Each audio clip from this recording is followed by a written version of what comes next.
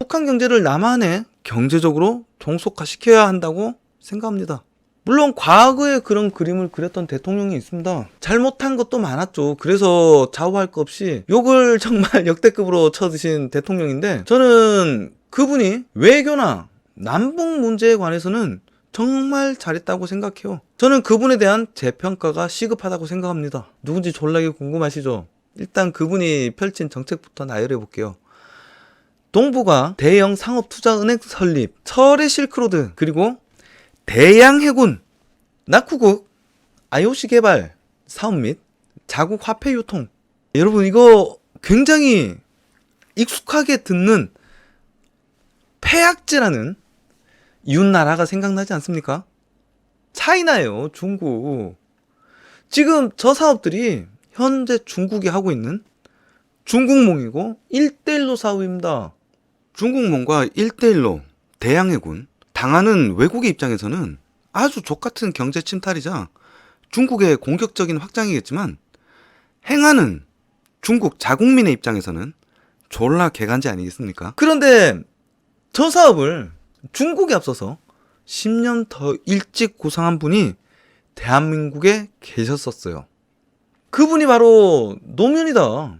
여러분, 요즘 친구들은 잘 모르겠지만 30, 40대는 기억나실 거예요. 가만히 떠올려보세요. 노무현이 하던 정책이 지금 중국이 하고 있는 1대1로 사업과 중국몽이다. 노무현의 청사진이 바로 현재 중국이 하고 있는 중국몽 원조였고, 그 원조는 중국몽이 아니라 한국몽이다. 그 첫 발판이 북한이었단 말이야.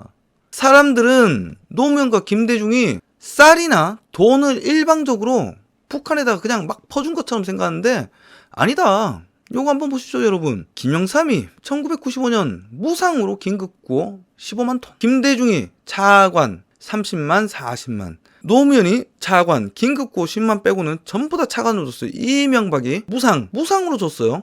누가 퍼주기냐? 김영삼과 이명박이 퍼주기다. 차관으로 빌려준 거다. 공짜로 막 퍼주지 않았다. 그걸 차관으로 빌려주고 다른 사업의 개발권과 수익금을 받아왔는데 사람들은 그걸 잘 모르더라고. 그리고 북한 개발 사업, 여러분 마샬 플랜 아시죠? 혹시 여러분은 미국 달러화가 어떻게 세계 기축통화가 되었는지 알고 계시나요?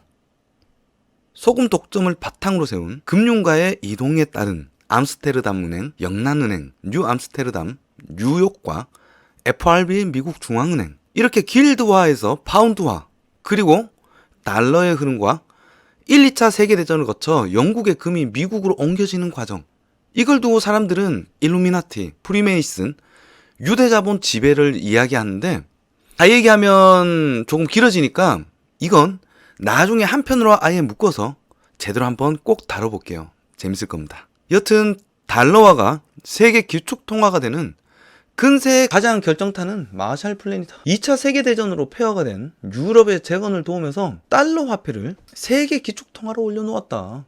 중간 과정은 굉장히 많지만 그냥 간단하게 얘기하면 유럽 재건을 도우면서 달러 화폐를 뿌렸다.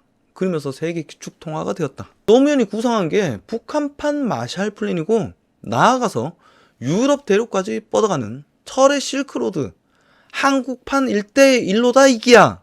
여러분, 뭔가 가슴이 웅장해지지 않습니까? 우리 무현이 형 감히 줬던 능력 없고 인간성까지 졸라 쫌스럽고 민망한 삶은 소대가리 새끼와 동일시하는 거는 우리 무현이 형에 대한 모욕이다. 방금 1대1로 했었죠? 그리고 다음 것은 무엇이냐? 현재 중국에서 하고 있는 아시아 인프라 투자은행 AIIB죠. 이거는 무현이 형이 하려고 했던 한국 주도의 동북아 투자 상업은행이다. 복제판이다. 똑같이 따른 거예요. 그리고 중국이 지금 하고 있는 1대1로가 무현이 형이 하려고 했던 철의 실크로드고, 중국이 현재 하고 있는 진주의 목걸이 전략과 맞물리는 대양해군 있죠? 이게 무현이 형이 추진했던 제주 해양 기지와 맞물린 대양해군이다.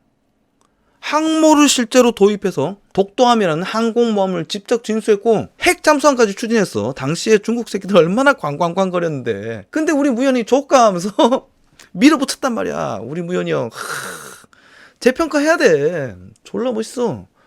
그리고 이따가 말하겠지만 무연형은 우리 북한 핵실험할 때 봤죠? ICBM 아무 데서나 땅에서 막 차로 싣고 하다가 쥐잉 해갖고 핵미사일 발사하는 거. 그 ICBM도 몰래 밀반입했다. 소련으로부터. 그리고 한국 내에서 플루토늄 레이저 농축기까지 국산 기술로 개발해서 실제 핵 개발까지 하다가 당시에 IAEA에 딱 걸려서 전부 폐기됐죠. 여러분 당시에 우리 무연이 형의 별명이 무엇인지 아십니까? 아시아의 전쟁광이다. 중국 새끼들이랑 일본 새끼들 그때 얼마나 한국한테 지랄했다고. 무연이 형한테. 그때 이후에 다음 정권 명박형이죠. 명박형은 실리주의자니까 뭐 미래 비전이라든지 어떤 국방력 이런 데는 그다지 관심이 없었어요. 그냥 돈. 명박형 잘했어요. 근데 돈도 중요하죠. 돈이 있어야 전쟁도 할 거 아닙니까? 여튼 그때 명박형 때 졸라게 씻고박아서 무연이 형의 청사진 전부 다 망가뜨렸죠. 접어버렸다. 청사진이 망가지니까 중국 새끼들이 먼저 추진해버린 거 아니야. 무연이 형의 한국몽이 중국몽이 됐다. 우리 그때 계획에 반만 실현됐어도 중국 새끼들 지금처럼 우리나라 서해도 중국 거, 한복도 중국 거, 김치도 중국 거, 남해도 중국 거, 한국 역사도 중국 거, 한국 땅도 중국 거, 한국인도 중국인 이지랄 할 수 있었을까요?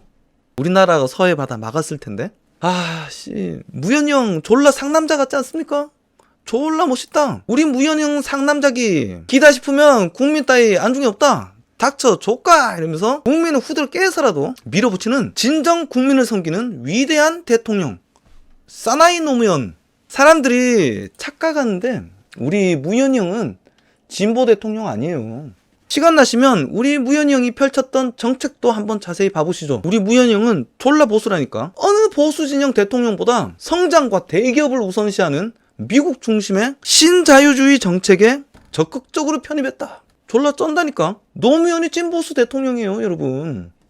여튼 북한 마샬 플랜의 첫발이 개성공단이었고, 여러분이 잘 아시는 뽀통령 있죠? 뽀로로 역시 남북 공동으로 뽑아나온 디자인이다 이기야. 북한은 만들 수 있으나 메이드 인 노스 코리아는 안 돼. 사우스 코리아는 돼. 북한에서 물건 만들고 한국 상표 붙어서 외국으로 수출했다. 개성공단 들어간 기업 중에 돈 못 벌면 바보라 했어요. 엄청나게 돈을 많이 벌었다. 그리고 요 얘기하면 이런 말 하시는 분들 있죠. 개성공단 노동자들 월급으로 북한이 돈 벌었다고. 우리가 북한 노동자들 돈을 줘서 북한이 개성공단의 노동자로 외화벌이를 있다. 근데 여러분들 조금만 자료 찾아보세요. 당시에도 중국 기업이나 러시아 기업이 들어와 있었어요. 그런데 우리나라와 합작했던 개성공단은 중국 기업보다 러시아 기업보다 반의 반이 되는 임금으로 한국 기업에 엄청난 혜택을 줬다.